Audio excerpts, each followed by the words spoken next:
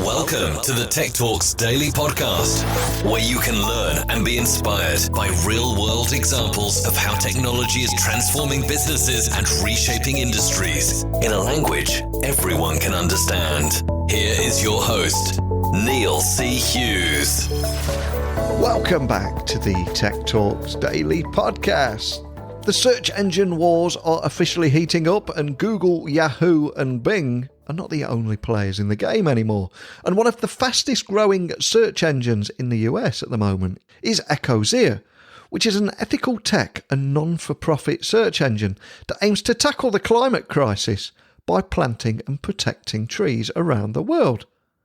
So as a certified B-Corp, Ecosia joins the ranks of companies like Patagonia, Ben & Jerry's and Allbirds, who have all met the highest standards of verified social and environmental performance. And users of this eco-friendly alternative to other search engines can track the number of trees they are planting with their searches, which obviously helps to reduce CO2 and the impacts of climate change.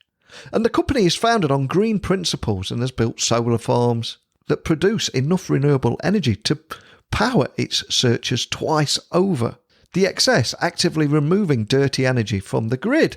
And Ecosia is currently the largest financier of native tree restoration in the world, not to mention the fifth largest search engine in the US, and rapidly adding users and planting trees. So if you're interested in making a difference to the world when you're simply searching for kitten videos, you're in for a treat today. So buckle up and hold on tight so I can beam your ears all the way to Berlin, where Ruby from Ecosia is waiting to speak with us now.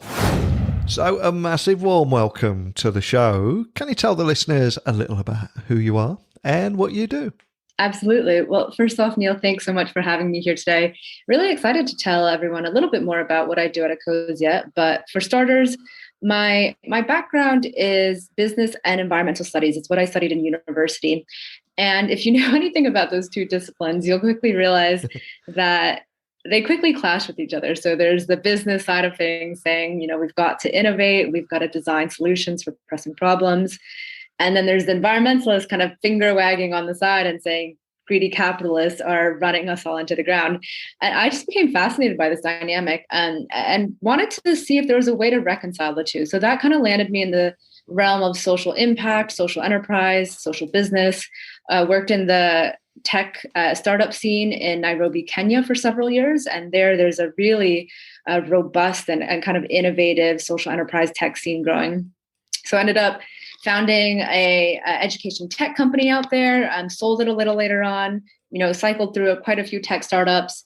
And then when I found Ecosia, it was this moment of, man, I found a social impact company that is doing this work in the environmental space, which I hadn't seen before. And it immediately brought me back to, back in university days when I'd been trying to reconcile these two concepts. And very luckily, I was able to join the team and start the work that I'm doing right now. Fantastic. And for people listening of a certain age, they might well remember the browser wars where Internet Explorer went into battle with Netscape Navigator. It was never a fair fight, but that is well documented. But here in 2021, it's the search engine wars that are heating up, and Google, Yahoo and Bing, though, are not the only players in the game. And one of the fastest growing search engines in the US is Ecosia. And Ecosia is an ethical tech and non-for-profit search engine that aims to tackle the climate crisis by planting and protecting trees all around the world. But can I ask that you set the scene and tell listeners a little bit more why they should be thinking about switching search engines there? Absolutely. And you're going to be sorry that you asked me this question, because I could sit here and tell you all day about all the reasons why, but I'll give you the big ones. So the first one and the most obvious is that Ecosia takes 100% of the revenue, actually the profits it makes from search revenue, and it reinvests that into tree planting and climate action. So around 80% of the profits goes directly into tree planting. And I'm happy to talk a little bit more in depth about that later on. But then the other 20% goes to climate action projects like renewable energy, regenerative agriculture, or even supporting grassroots community efforts that we see on the front line of climate change. So that's the big and the obvious one. I think the one that people know less about is thinking about Ecosia from a privacy stance, and really any alternative search engine from a privacy stance. but their elephant in the room is one big search engine out there, right? Google. And they own 80%, in some markets, more than 90% of market share.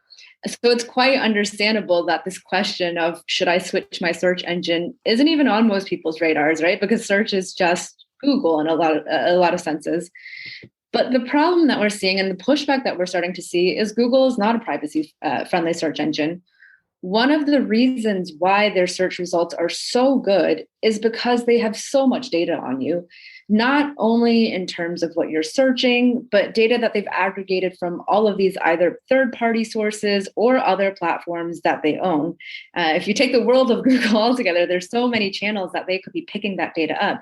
And so that means when you're searching for, petunia, they can make a pretty good guess. Are you searching for petunia flowers? Are you searching for your Aunt Petunia? Are you searching, maybe it's an obscure town somewhere, but Google can make that guess, whereas Ecosia can't. And that's actually, we believe, to the benefit of the user, because you're able to have an internet experience that doesn't actually compromise your personal privacy.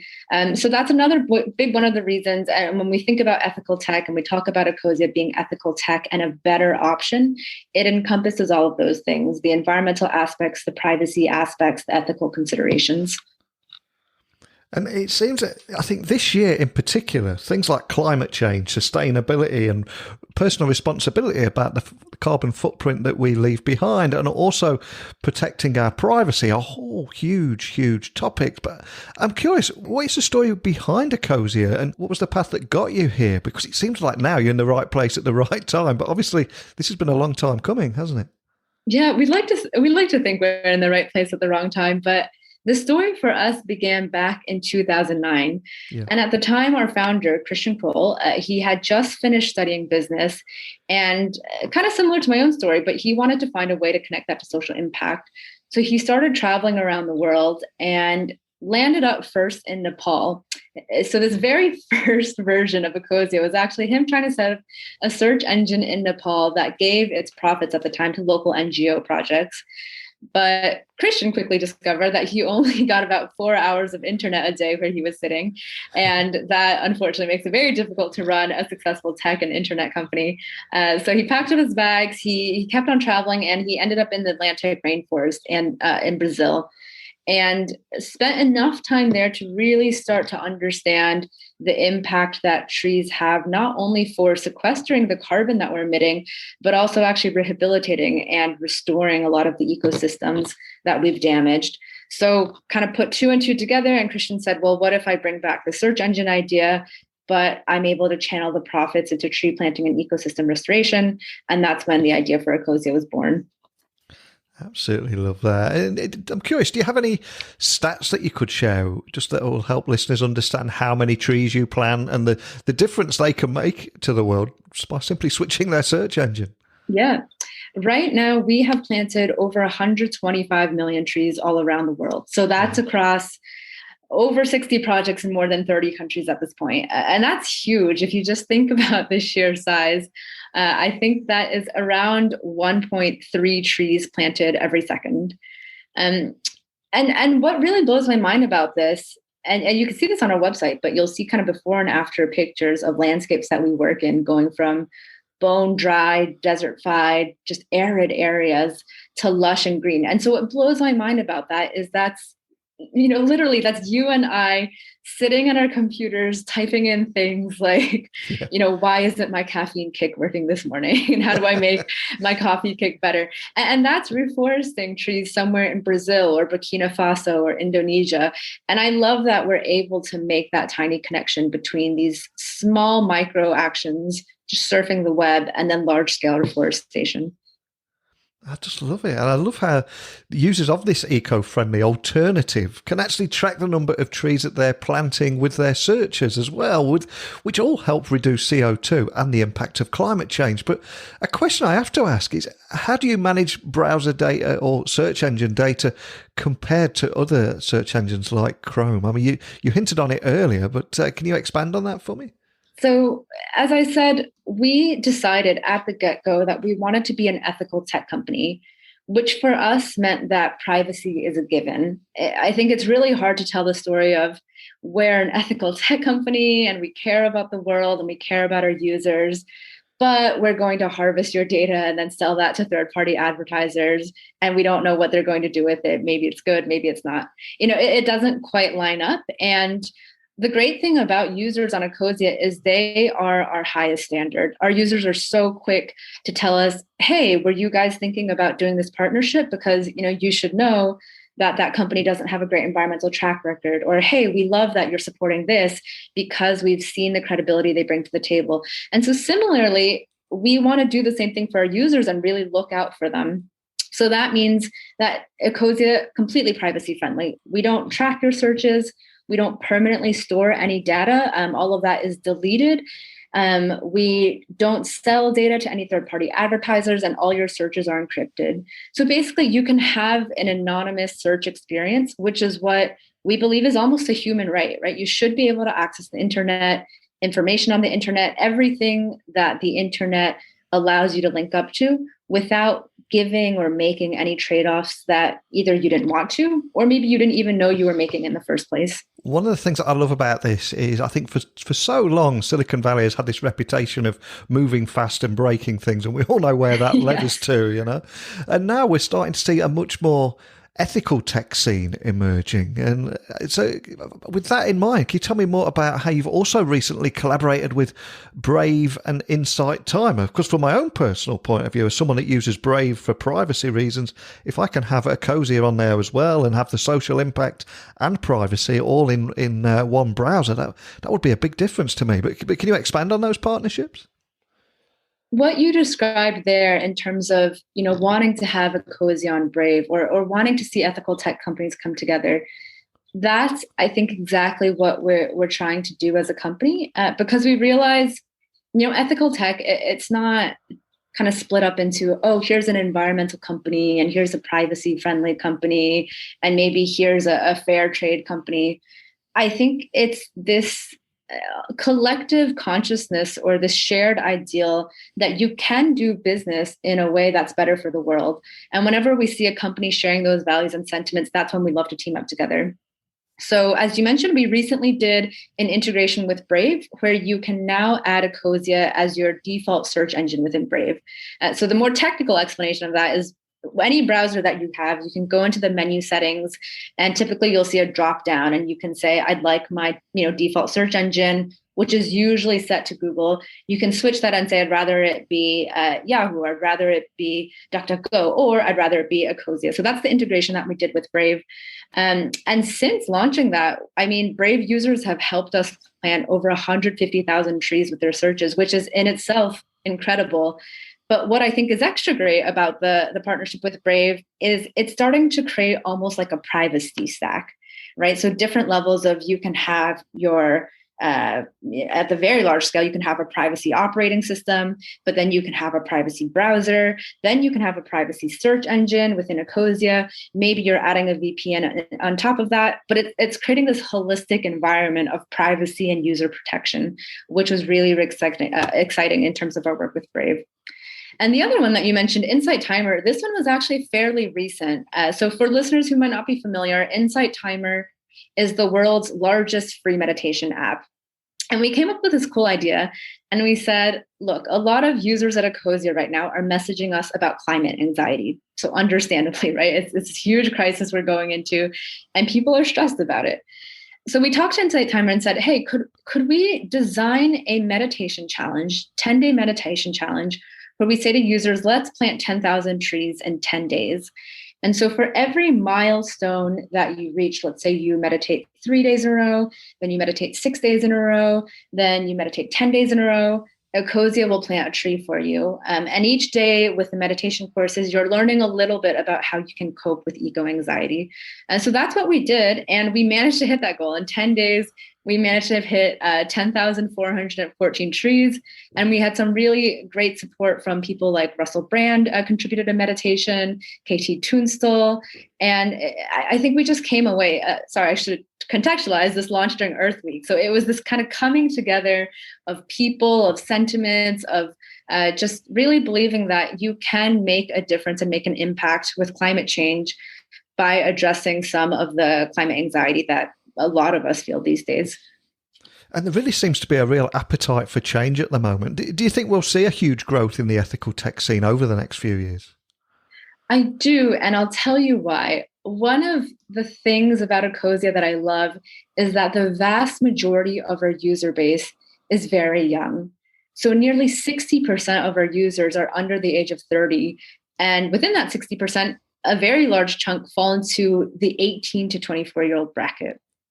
So as these users are growing up with us, young people have grown up with climate change. They've kind of grown up seeing the world handed to them in a way that is worse off than it was a few decades ago. So I think it's a really real, a pressing issue for them. And as they grow up, I think they're going to grow that sentiment and pass down those values. So I only see ethical tech growing as a movement with these young people. And I'm quite excited about that, actually. I'd love to see what that looks like. If we look towards the future, is there anything in particular that excites you about the future of Ecosia, the ethical tech scene, or the changing attitudes around the world? What is it that excites you most about that future? When it comes to Ecosia, something I'm very excited about is that we're now slowly diversifying beyond search. So it's taken us around a decade to build up a search engine, to create this really strong and passionate user base of over 15 million. But now that we've got that foundation, we're thinking, what else can we do? What other micro actions can we transform into environmental impact and social impact? So something that we did last year is we launched something called Tree Card. It's a wooden debit card, and around every $60 or 40 pounds that you spend, plants a tree with us. And then similarly, we're launching a new service this year called Ecosia Trees. It'll be for organizations to actually start planting trees directly with us, because we started getting so many requests of companies saying, can we make an impact together? And so just in this mindset of thinking about how do we expand this? How do we make people more freely involved, make these initiatives more accessible, and actually start scaling the impact that we're seeing ourselves? A wooden debit card that plants trees. Man, you had me at that straight away. I love that idea. And a question I always like to ask my guests before I let them go is if there was a particular song or piece of music that has inspired them in the past, helped them in their career, or helped them get their head in the zone before delivering that keynote speech or going on a panel. Is there a particular song that that is important to you, and why would that be? I've never gotten this question during an interview, and I love it. And I'll tell you why, because I do have a song. So mine would be Somebody to Love by Queen. And for me, it's a centering song because so much of working in the social impact space, it sounds like the best thing you could possibly be doing, right? You're working at a company with a mission and a cause. But like all jobs, there are days that you will just be sitting in front of a computer and working on a spreadsheet. And it's really quickly, you can lose track of why you're crunching this number, or why you're sending this email, or why you're having this conversation. And for me, Queen's song is almost a reminder of, remembering the why in the work that you're doing, because that is what keeps you centered at the end of the day and keeps you focused on the work that I'm doing is important. And I wake up every day and I'm excited and passionate to keep pushing that further, because there is somebody, something, some purpose to love, and I can plug into that. And I think it is also so representative of what not only Ecosia, but all social impact companies are doing at the heart of it, is they've found this purpose, person, thing, reason to love. And it's almost impossible not to start singing it when somebody gives you the title as well. Exactly. Also because Queen is just an incredible band and always will be. So. Absolutely. And finally, for anyone listening that wants to find out more information about Ecosia, how they can get up and running, or just learn more about the work that you're doing, or contact your team, what's the best starting point for that? They can go straight to our website. That's www.ecosia.org. And that's where you would also be able to install Ecosia as a browser extension. So once you do that, you'll see a little personal tree counter pop up on your screen. It starts ticking up your trees as you search. It's just a really nice way to open up your desktop and start your digital day. Well, this is one of those rare occasions that I'm quite excited for the interview to end, and not in a bad way at all, but more so I can add Ecosia to Brave, my browser there, and capture the privacy aspect, but the social impact, and make a difference with my crazy searches. But more than anything, just a big thank you for taking the time to share that with me today. So much great work you're doing. I really appreciate it. Thank you, Neil, and very happy to have been able to share some of our story today. The current rate is a new tree is planted every 1.3 seconds. And Ecosia makes advertising revenue the same as any other search engine. But what's unique is it takes 80 to 100% of that to reinvest into its tree planting projects around the world. And with over 110 million searches worldwide per week, Ecosia is becoming a major factor in search, and the site's annual US search traffic jumped 219% last year alone. And as an ethical tech company, it is completely privacy friendly because it doesn't permanently store users' searches and they are deleted after only 1 week. And it doesn't sell your data to other advertisers. All searches are encrypted, and it doesn't use any external tracking tools. It seems like win-win to me, especially if I put it alongside a privacy browser such as Brave. I think it's fascinating how we're exploring a more ethical side to technology, and for that reason alone, I completely support what they're doing at Ecosia. But I'd love to hear more about your thoughts about anything we've talked about today, whether they be good, bad, a different side of the story, whatever it is, I'd love to hear it. So please email me, techblogwriter@outlook.com. You get me on Twitter, LinkedIn, Instagram at Neil C. Hughes. And my website is techblogwriter.co.uk. Now, I'm going to try and find out more about that wooden debit card as well. How cool does that sound? So I'm going to check that out. I'll report back to you all, and hopefully you'll join me again tomorrow. But a big thank you for listening. And until next time, don't be a stranger. Thank you for listening to the Tech Talks Daily Podcast with Neil C. Hughes. Remember, technology works best when it brings people together.